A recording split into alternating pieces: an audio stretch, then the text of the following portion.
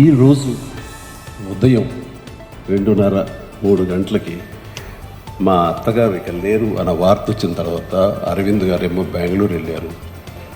నేను ఒక్కడిని ముందు వెళ్ళినవాడిని. నేను అక్కడికి వెళ్ళిన తర్వాత ఆవిడ డిడ్ నో మోర్.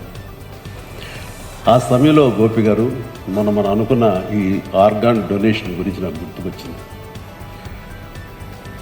నా సెల్ ఫోన్ గుర్తుకొచ్చిన తర్వాత అంత మిడ్ నైట్ అంటే 2:00, 2:30 ఆ ప్రాంతంలో బ్లడ్ బ్యాంక్కి ఫోన్ చేసి స్వామినాయుడిని నిద్రలేపి మా బ్లడ్ తీసుకున్నాను.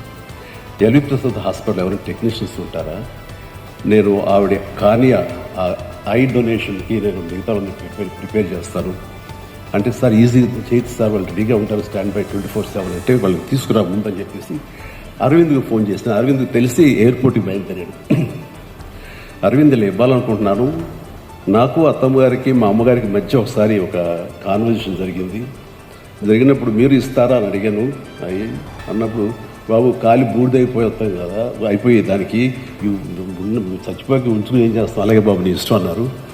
ఎక్కడ ప్లెడ్జ్ ఫామ్స్ మీద సంతకాలు పెట్టలేదు, కానీ ఆ మాట నాకు ప్లెడ్జ్ లాగా అనిపించింది. ఏం చేయమంటావు అరవింద్ అడిగితే, please go head. So early morning అది తీసి నేను హాస్పిటల్కి వెంటనే పంపించాను. దానికి సాక్షివే ఇది.